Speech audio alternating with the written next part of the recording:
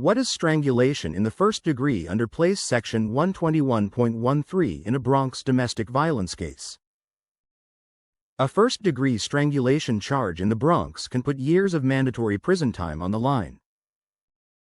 Under New York Penal Law Section 121.13, strangulation in the first degree is a Class C violent felony with a mandatory determinate prison sentence of 3.5 to 15 years. Probation is not available unless the charge is reduced through negotiation. The direct answer is that this charge applies when someone commits criminal obstruction of breathing or blood circulation and it results in serious physical injury. The underlying conduct comes from Place Section 121.11, which requires intent to impede normal breathing or blood circulation. That intent can be shown if someone applies pressure to another person's throat or neck, or blocks the person's nose or mouth. The key factor that makes it first degree is serious physical injury, which is a higher legal threshold than ordinary physical injury. New York Penal Law Section 10.00(10) defines serious physical injury as an injury that creates a substantial risk of death, causes death, or results in protracted disfigurement, protracted impairment of health, or protracted loss or impairment of the function of any bodily organ. Marks like bruising, redness, or minor swelling on the neck do not automatically meet that serious physical injury standard. To convict, the prosecution must prove each element beyond a reasonable doubt, including the specific intent to obstruct breathing or blood circulation. Intent matters because the law requires a conscious objective to impede breathing or circulation, not mere recklessness or negligence.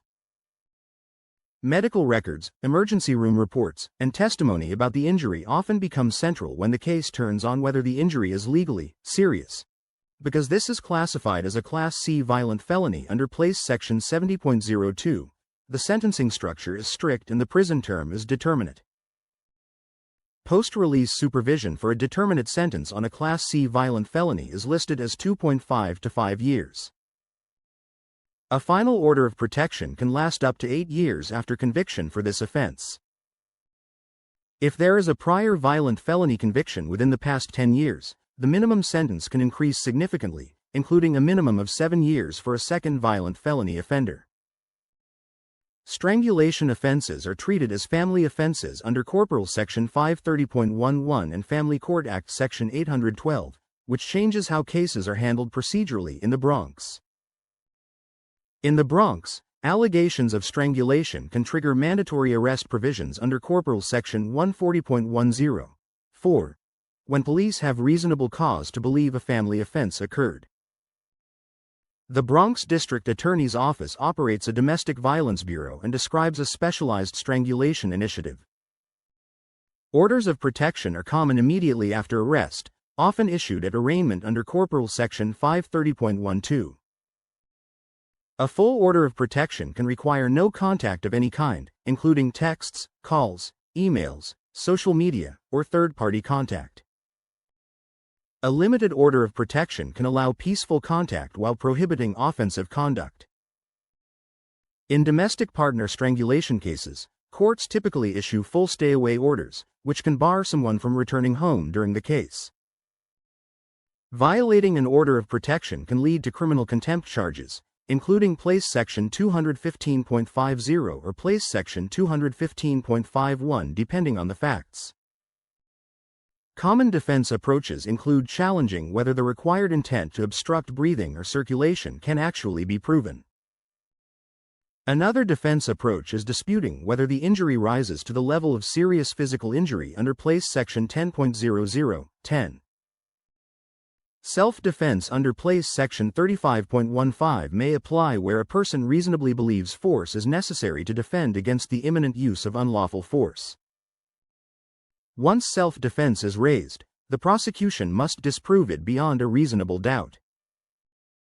New York also recognizes an affirmative defense under Place Section 121.14 when the conduct was performed for a valid medical or dental purpose in the limited situations where that fits the facts.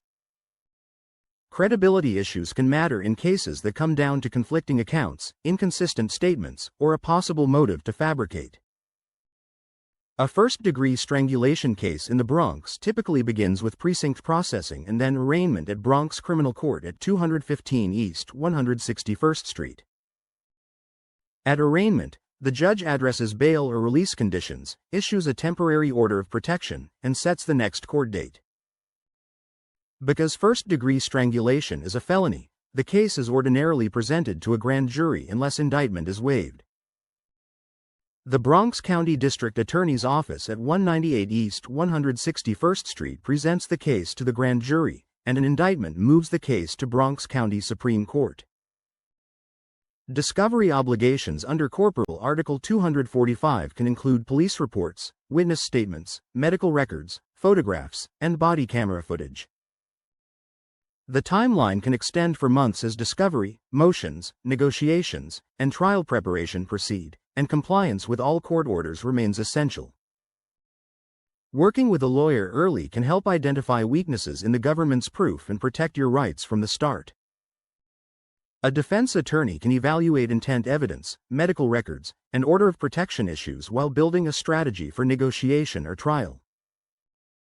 If you need to speak with a lawyer about a Bronx strangulation charge, call the law offices of David Mejia Colgan, Esq., a law firm serving the Bronx, Westchester County, and New York City, and say habla español.